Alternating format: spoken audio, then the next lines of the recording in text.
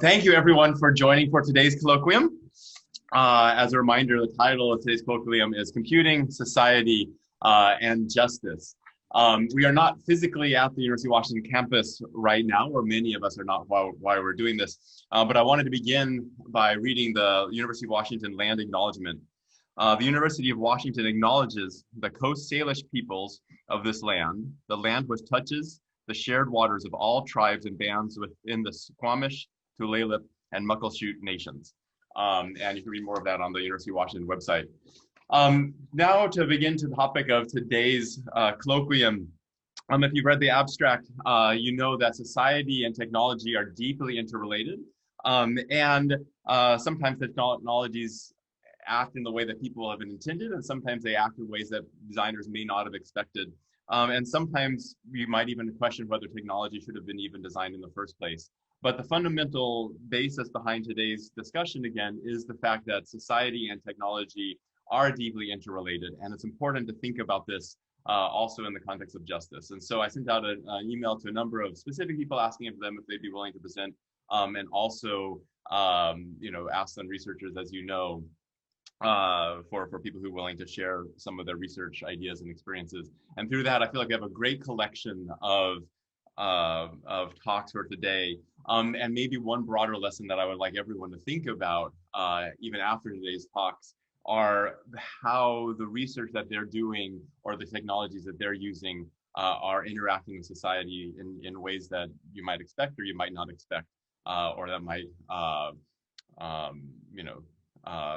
be impacting different people in different ways. And so with that, I would actually like to turn to our first presenter, Sachin, who's going to be talking about evaluating neurotoxic degeneration in language models. Hey everyone, my name is Sachin Gurung. I'm a first-year PhD student in the NLP group, and I'm really happy to talk about this work that was recently published in Findings of EMNLP on real toxicity prompts, evaluating neurotoxic degeneration in language models. This is a project with Sam Gaiman, Martin Sapp, Yejin Choi, and Noah Smith. So when we're talking about computing and society, it's there aren't a lot of technologies out there that are really rivaling the impact or potential of impact that language models are really going to have on our society. And language models are really driving NLP research today. For those who don't know what language models are, pretty briefly, there are these large neural models that are trained on massive amounts of data from the internet to basically assign probabilities to sequences of text. And you basically decompose those probabilities to a chain of probabilities of tokens conditioned on their history. And what people have found recently is that you can use the representations of these language models for a variety of downstream tasks, such as text classification, question answering, or text generation. In this work, we focus particularly on text generation. And the basic interface here is that you provide a prompt to the model, and because it is learned to predict next tokens given histories, it can basically continue your sequence.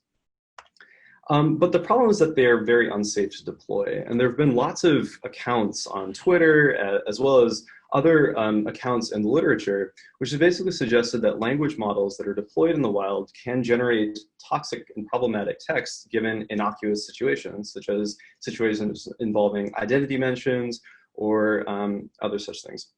And so, what we try to analyze in this work is how do we measure this sort of what we call toxic degeneration in language models before we actually deploy them in the wild? How do we do that in a very systematic and scalable way? And how do we measure methods to detoxify or prevent toxic degeneration in these models?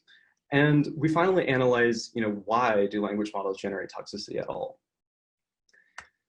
So the first thing I want to talk about is how we actually detect toxicity at scale. And we are working with gigabytes of generated text as well as kind of training data that we're analyzing. And so we use an automated classifier called Perspective API, which is a toxicity detector released by Google. And it basically assigns a score between 0 and 1 describing the rudeness or offensiveness of a sentence.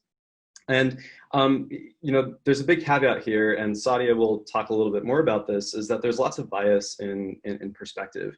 And we really encourage lots of research into better toxicity detection tools, but we really do use this particular technique to achieve the scale that we're trying to achieve in this paper. So the first thing we analyze is unprompted toxicity. And by that I mean what happens if you just give a model no context and ask it to just generate text? What happens? What we find is that the more text or more times you ask the model to generate, the more likely toxic sentences are going to be produced. So in this particular plot, we're basically increasing the number of times that we ask the model to generate text unprompted. And these are the variety of different models that we analyze, such as GPT-1, GPT-2, GPT-3. And basically the general idea here is that the more times you generate unprompted, the more likely the language model will generate toxicity. We kind of converted this particular phenomenon into a curve, which we call the expected maximum toxicity curve, which basically asks, what is the average worst case toxicity they're going to see for a model if you ask it to generate k times. And so you can see the curve kind of increases like this for all of the models, sometimes achieving the maximum possible toxicity.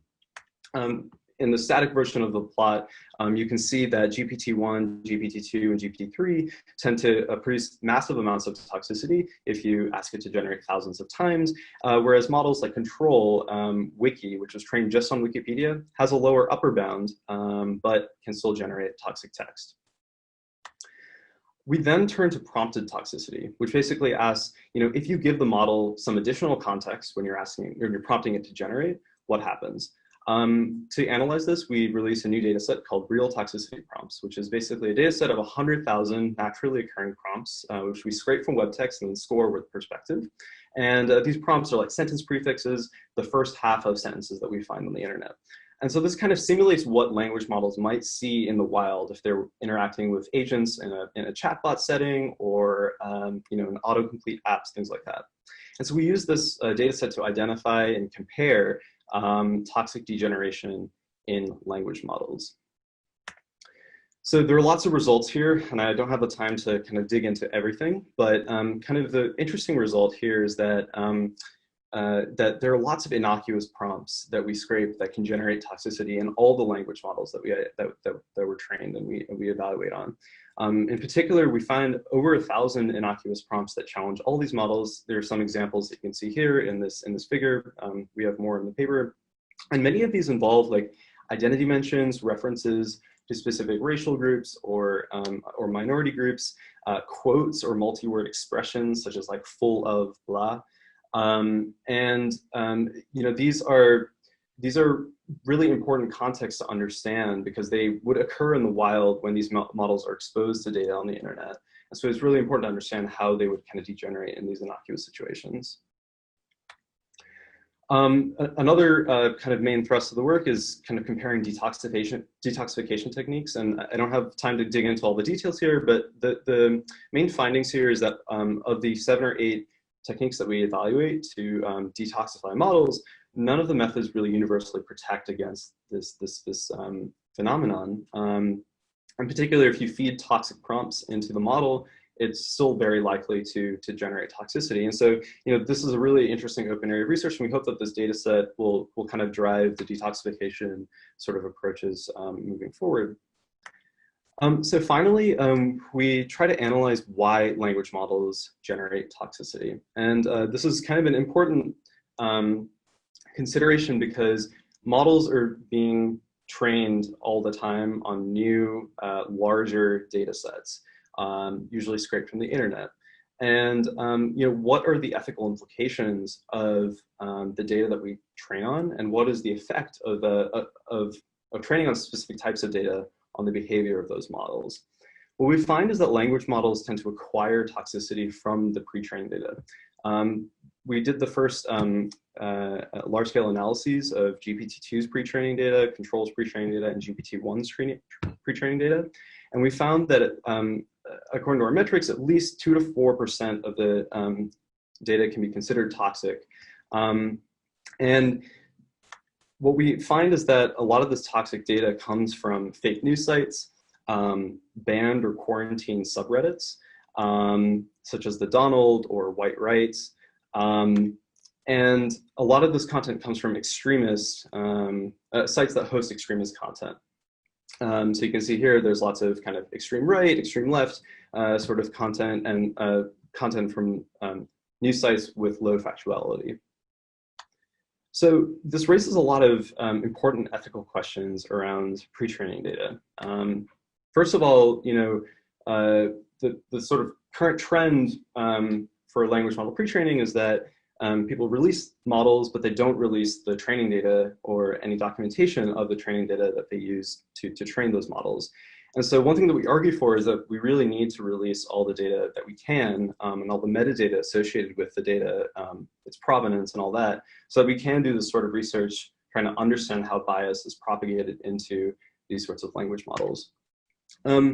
Important questions include like whose voices get included or excluded in the data, who has the power to decide whose voices are included. In particular, there are decisions made in the data curation process that limit the amount of data that is filtered in. And this kind of has a significant effect on language model behavior. In particular, the data that GPT-2 was trained on was primarily sourced from Reddit, and there's a lot of toxic behavior on that platform. Another important question is, should we censor specific content from pre-trained data so that the language model doesn't have access to it at all and isn't able to fit it at all? Or should we expose the model to all the data in the world and deal with it afterwards? These are really important questions and has important implications for the behavior of these models in the wild. And then there are lots of important questions around how we effectively document large pre-training corpora. We're dealing with hundreds of gigabytes of data here, and it's hard to accurately identify. It's hard to release the data, let alone document all of it. So how do we do this at scale, and what sort of auditing procedures do we kind of employ to make sure that the people who are releasing pre-training data sets and training models are held accountable? And then lastly, what is the effect of toxic language behavior on users? We document that there is toxic behavior in these language models, but there needs to be a lot of really important user studies on the effects of these sorts of behaviors on the people who are actually engaging with the platform. Who is actually disproportionately disadvantaged by having toxic kind of degeneration, and how do we kind of engage with users to build better models? And here's the link to the demo code and paper and all my amazing collaborators. Thanks so much.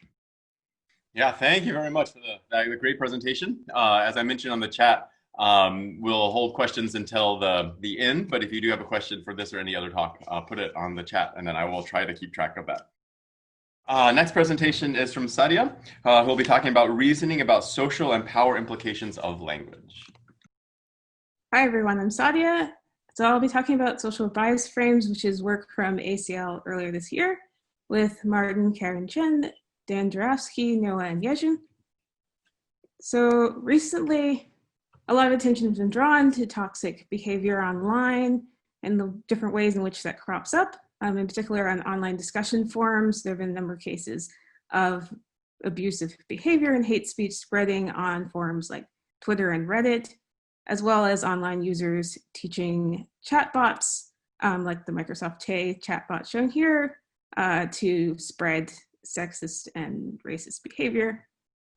And so a number of approaches have been proposed recently to be able to detect these instances of toxicity online, primarily using binary classification of toxicity, like the Google Perspective API. So under this binary classification framework, then given a social media post, like a tweet, and a black box toxicity detection model, then the model is going to give a prediction for the label of that post in terms of the toxicity as being either harmless, neutral, or being toxic, as well as the level of that label, whether or not it's toxic or harmless. But there's some major problems with thinking about toxicity in this kind of binary framework. One particular shortcoming of binary classification that we came across in earlier work is that there's actually severe racial bias in hate speech detection data sets and models, where these models that were intended to have a positive impact in terms of detecting toxicity are actually discriminating against the very groups that are likely to be targeted by this toxic language. So shown here, when we consider binary toxicity models, then that are trained over 2 different Twitter data sets, then actually cases of tweets that were written in African American Vernacular English, or AAE, are more likely to be found to be toxic and more likely to be falsely classified as toxic by these models. This is likely due to the fact that these toxicity models rely heavily on lexical features. So they're looking at individual words rather than the context in which they appear. And there are some particular words that are offensive outside of minority groups, but have been reclaimed within those groups and used as harmless in-group behavior. But these models don't have any sense of context. And so in those cases, then they're coming up with these false classifications of African American Vernacular English tweets as being abusive language, even though they're harmless.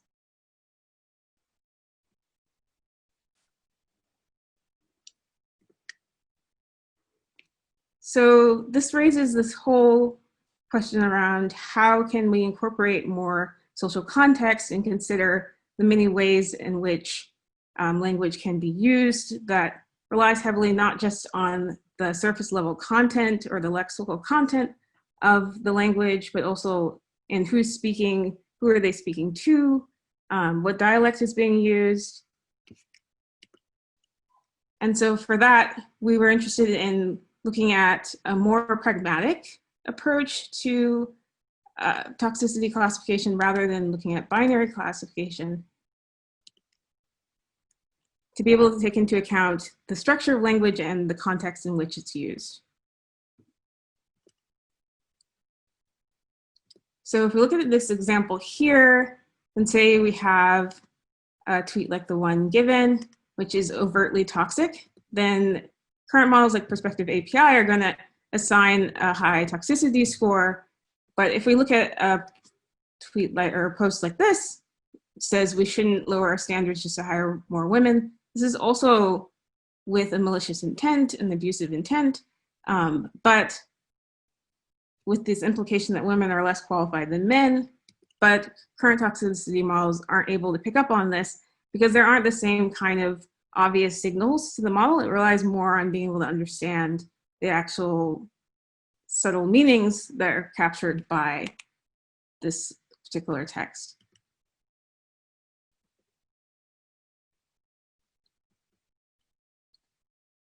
So in social bias frames, then we extend the binary classification with a number of implications. So for this, we collected 150K social bias frame tuples covering 44K biased posts. And these include a number of implications spanning a broad range of targeted groups.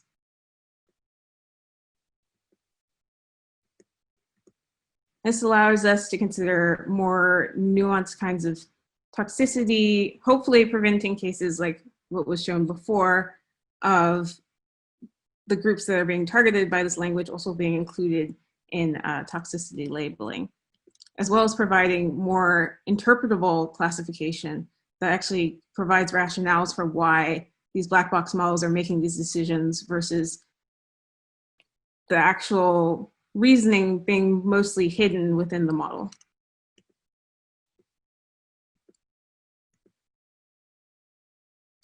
So in social bias frames, give an example like the one shown, then we have a label that says whether or not a post, in our case, we were looking at Reddit posts, is offensive. It also talks about what the intent of that post would be. So is it intentionally offensive or not? Also consider lewdness, whether or not a group was targeted or an individual, what particular group was targeted, and the implication that explains the offensiveness of that post. And in this framework, there are a number of categorical labels, but we also wanted to include free text labels to take into account that there's a lot of variation in the way these implications might appear. You can't really cover the broad range of implications just by doing categorical labeling. We also include a label for in-group language to take into account how toxicity might shift depending on speaker and audience perspectives. And using the social bias frames corpus that we introduced, we wanted to see if current machine learning models would be able to produce new implications that capture these kinds of biases or toxicity in language.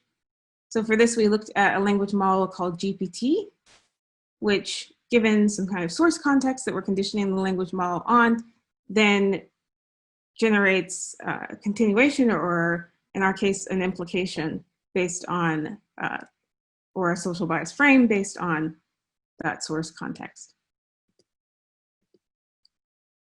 So in this case, we want the model to both classify the categorical variables that are part of the social bias framework, as well as generate the free text variables, so in this case, the groups that are targeted or implied statements. And we actually found in our case study that these models are sometimes able to correctly make predictions about what the implications are of a particular text. So in this example here, then the GPT model that we trained was able to tell that the intent of this is maybe malicious and that the actual post is offensive. It also was able to predict that a group was targeted versus an individual person and which particular group was targeted, as well as at the bottom you can see the predicted implication, lesbians are annoying. Versus if we look at the goal social bias frame, you can see that it's making pretty close predictions to that. But there is one caveat to all of this, which is that it's possible that the model is, again, somewhat just going off of lexical features versus really being able to reason deeply about what the intent is here.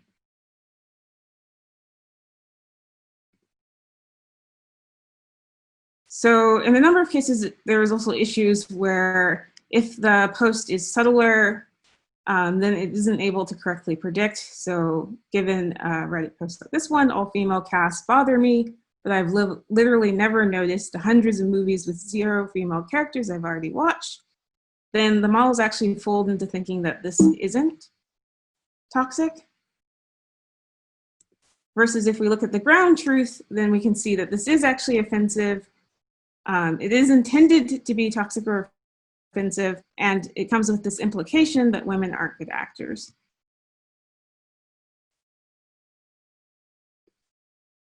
So this indicates that there's still need to come up with models that are able to reason more deeply about what the implications of posts are, especially in these kind of subtle cases where it can't get away just from copying from the context to understand what is being implied here. So for future work, I've been thinking about integrating predicted common sense knowledge, which is usually unstated knowledge that's implied by the text. So when you think about common sense, it would relate to how somebody would reason about the reactions or feelings or other implicit aspects of the text as they're reading it. So one way to do this would be to think about probing the kind of common sense inferences that are generated to look for potential biases by taking a model, a common sense model, and then looking at whether there's any differences in the kind of inferences it's generating between different minority groups that might be targeted or other groups that might be targeted by toxic language. and using this to construct a mental model of the way in which society captures particular societal biases are captured by particular texts. So thank you. Great, thank you, Sadia. That is also great work. Next talk is from DJ, Navigating Graduate School with a Disability. Thank you very much. Okay, everybody. This is DJ. I'm excited to present our journey of navigating graduate school with a disability, the challenges and opportunities of graduate experience as a student with a disability. My colleague Venkatesh briefly described this topic in last week's colloquium, and today in the Computing, Society and Justice session, I just want to expand on what Venkatesh introduced in the last colloquium. Thanks Yoshi really for hosting this highly important session. Before I begin, just a brief note, I'm hard of hearing, and because I'm hard of hearing, I also have a deaf accent. So if you're not able to understand me, please just read through the slide. The slide contains text for everything that I'm going to share with you today. So what did we talk about? As we all know, in graduate school, people with disability use disability accommodation, such as real-time captioning or in-class scribe, right? However, due to the unpredictability of the graduate school, there are many situations in which this pre-planned accommodation do not work.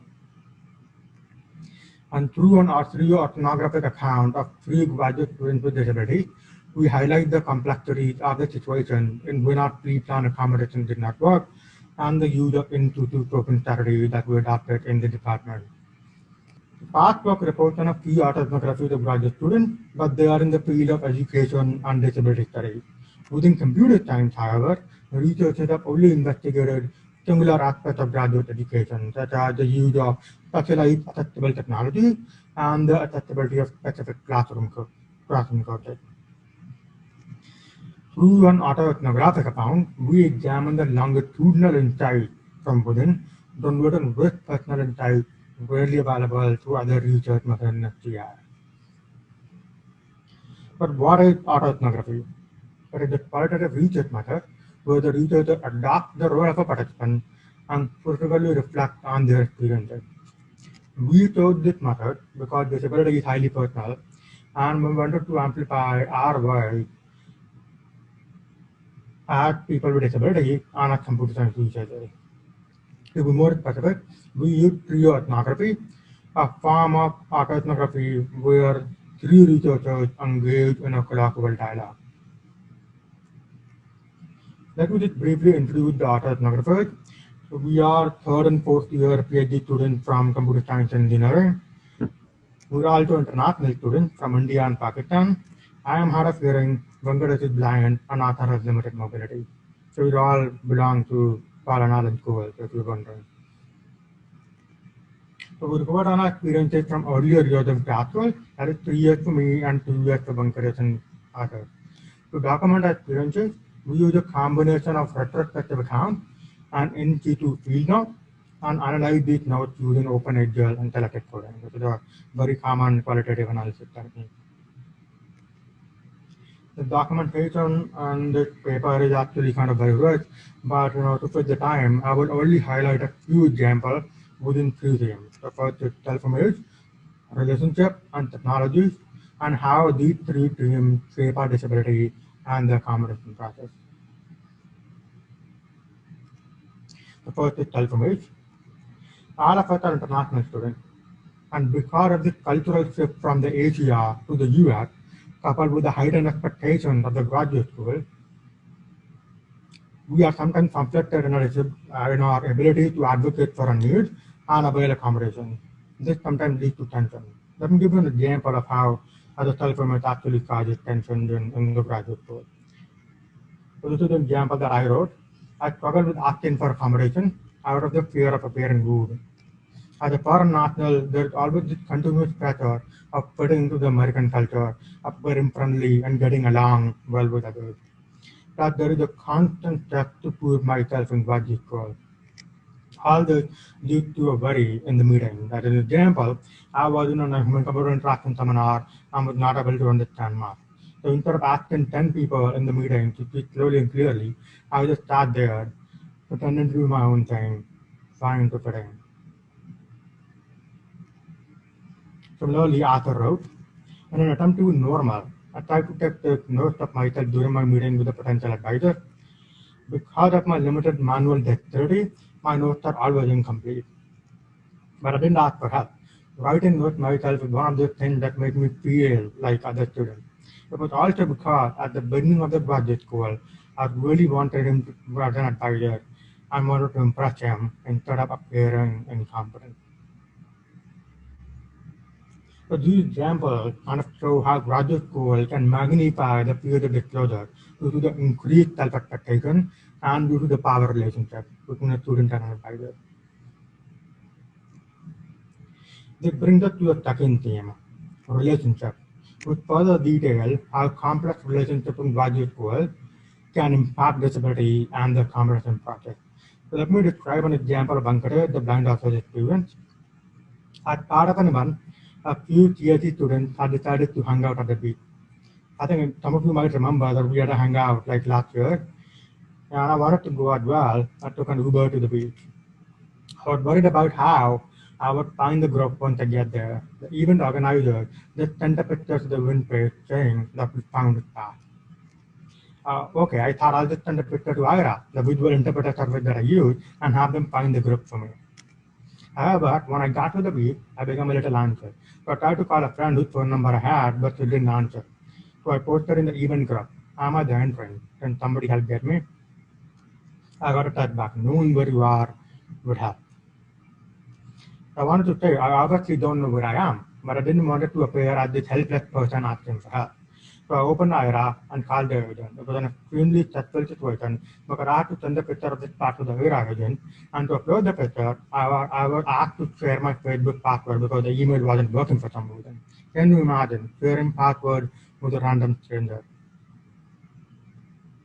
And on top of that, since the app uses the phone camera, I was afraid that people might perceive me as a weirdo or pervert taking pictures of people and women. Luckily, I found a few other people who were also looking for the group on the beach, and I ended the Aira call there.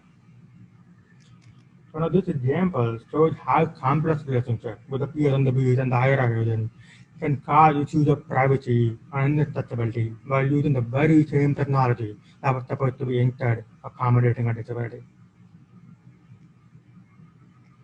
In the third theme, technology, I want to show another example of how assistive technology themselves can short barriers, specifically when people with disabilities interact with each other in the graduate school. So here is an example from my notes. I'm hard of hearing.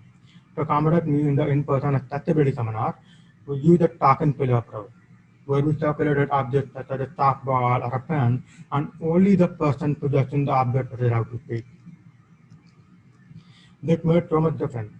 The pillar ensured that people speak one at a time, and since I read lip, it gave me a visual indicator of who's actually speaking. I felt belong, included, and being able to productively participate. However, all the few that I benefited from were inaccessible to Venkatesh, our blind author, who was also a part of the seminar. So here's what he wrote. While the pillar was really necessary for DJ, it somewhat caused an upset barrier for me because I couldn't see it being separated around. However, I eventually got over it because it was an accessibility seminar and many people miscasting the pillow as it was being thrown around. So it became a funny, playful thing where people will laugh if anybody, including me, miscasting.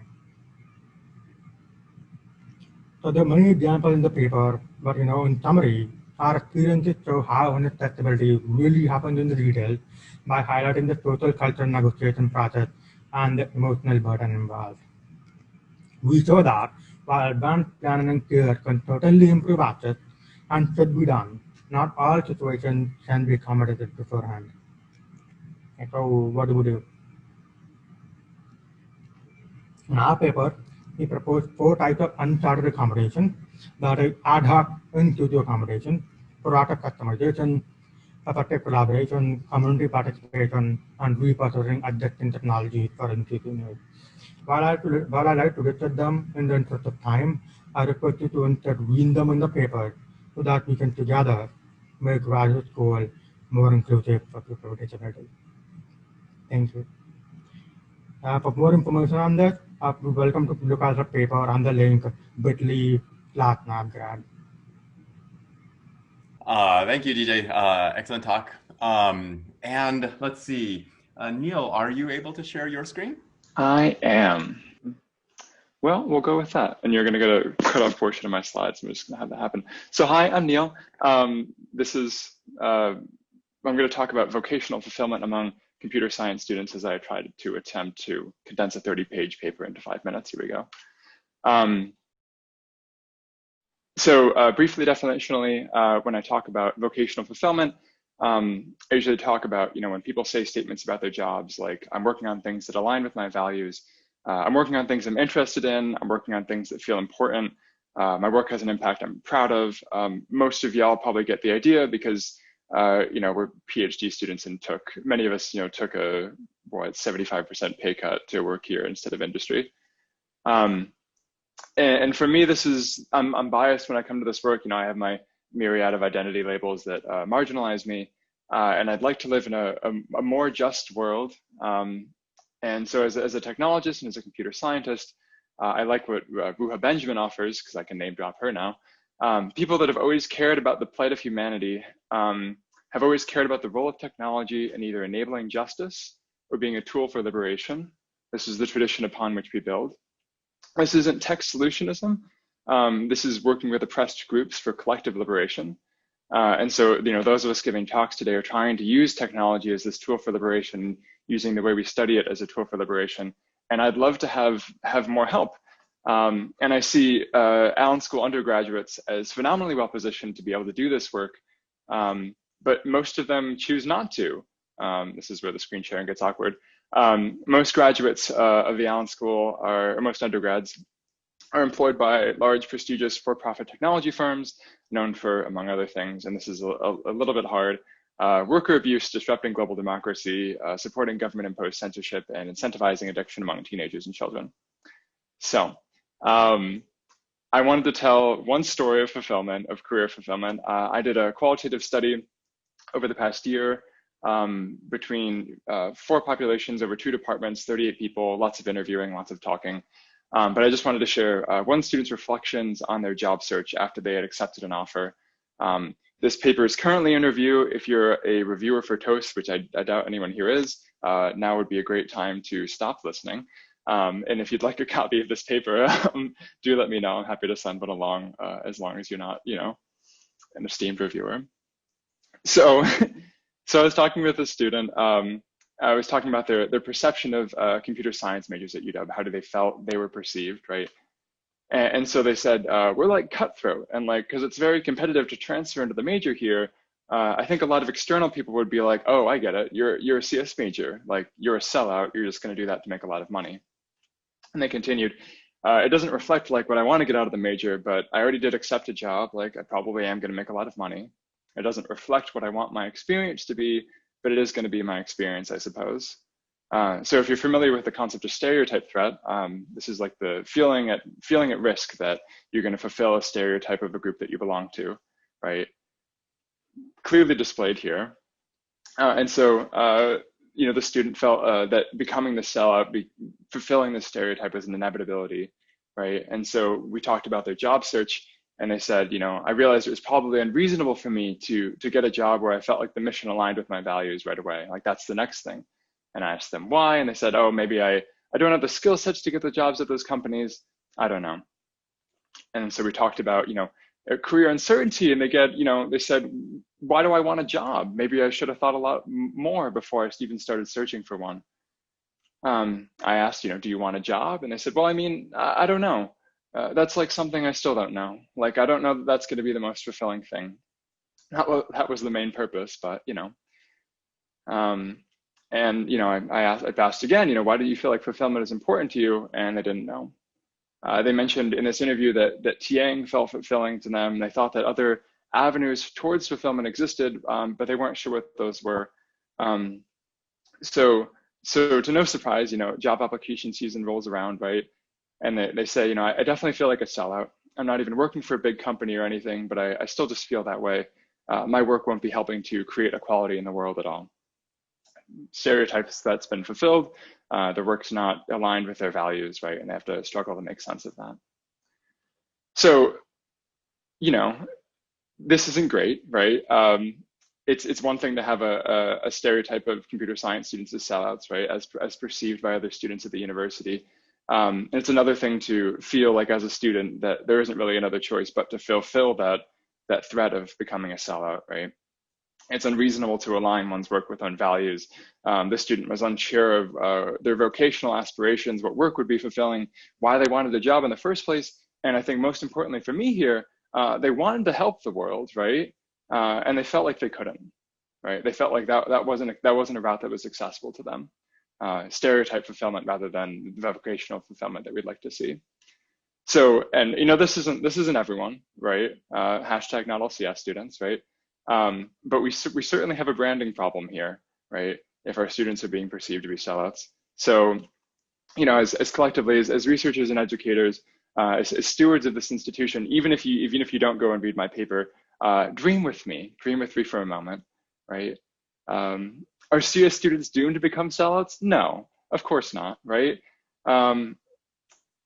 But there are likely many more students in the same position where they feel a stereotype threat of becoming a sellout, they feel that work value alignment is unreasonable, and they just have to make sense of the world kind of on their own. I'd ask, you know, what spaces we create for pro-social fulfillment. This student pointed to the TA program as something that resonated with them, but it's unclear that other avenues exist. I'd ask, you know, do we encourage students to seek career fulfillment?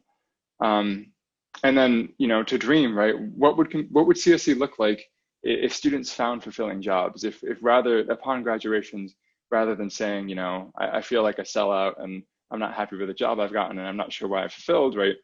What if our students were saying, I'm ecstatic about where I'm working and I'm ready to help the world be more just, right? And what would this look like in computer science broadly if the sense of fulfillment went beyond UW? That's it. Thanks. Thank you. Another great presentation indeed. Everyone should clap. William will be talking about values of machine learning. Yeah, so I'm William Agnew, he, him. Thank you to Yoshi for organizing and all the other co-presenters for these inspirational talks. I'm here to present some research in progress. I'm working with Aviva Verheyen, Dallas Card, Ravit Dotan, and Ria Kaluri on what are the values of the machine learning community. So why do we want to understand what the values of the machine learning research community are? Well, ML systems are already widely deployed, and their impact on our society will only grow. And these systems reflect the values of their creators. It could be a very innocuous and tenuous connection, like people work on the problems that they find are cool, or it could be something like people want to see a certain change in society, and they're building a system to achieve that change. So we're looking at the values of the ML community to really try and get at the question of what are we as an ML AI research field trying to do? What changes are we trying to affect? And we propose to look at the values of the community as opposed to the current state of research, because the values are much more constant than current research. And there's obviously, you know, hundreds of pieces predicting the future of ML AI based on current research every day. Also, there are many ML AI ethics statements and guidelines, but there's little incentivization and enforcement. So we want to examine if the values of research actually align with the values proposed in these statements and guidelines. And finally, many researchers think that ML is often value neutral or apolitical. And we really want to present this work to challenge that view and to show that there are these values in ML AI, and they do have real-world societal consequences.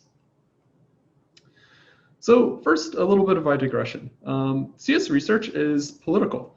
And when I say politics, I mean the power relations between people, such as group decision-making or distribution of resources and status. So obviously, that can mean US national electoral politics, but also it can mean things like digital privacy and security or lack thereof, who has it and who doesn't.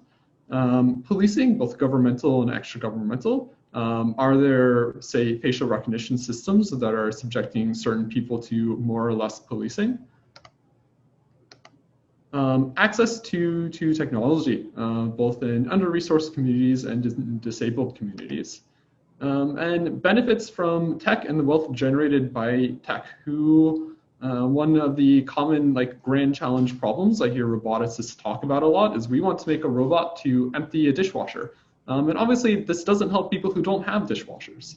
So you notice a common thread in all of these is who's being impacted and who's being left out.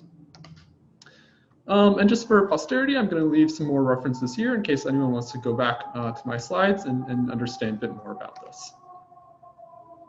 So how do we measure the values of the machine learning community? Since we're machine learning scientists and we like data, we propose to annotate highly cited recent NeurIPS and ICML papers. And NeurIPS and ICML are kind of the two top conferences in machine learning and AI. Sorry, ACL.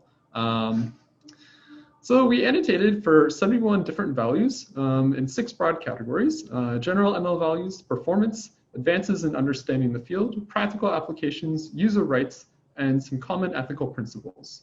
We also annotated the justificatory chain. And what we mean by that is how do people go from the broad goal they state in their paper, like we want to understand how deep learning works, or we want to solve world hunger, how do they go from that to the specific technical contribution of their paper? What's their line of reasoning, and how good is that line of reasoning? And we also annotated for any discussion of negative potential impacts of this research. Are people noting that facial recognition systems can be biased, that these algorithms can be used to produce disinformation, anything like that? So what we found after we've currently annotated about 24 papers, we found that understanding of societal impacts is not very valued at all. So on the left, we have the frequency of our negative impacts rating, and on the right, we have the rating schema. And we found that a majority of papers don't even mention or discuss negative potential, and a small minority discuss or actually go into depth about the negative potential of their work. Second, we found that the justificatory chains are pretty weak. Most papers justify how they achieve their internal technical goal, but don't even mention a societal need that they're attempting to solve.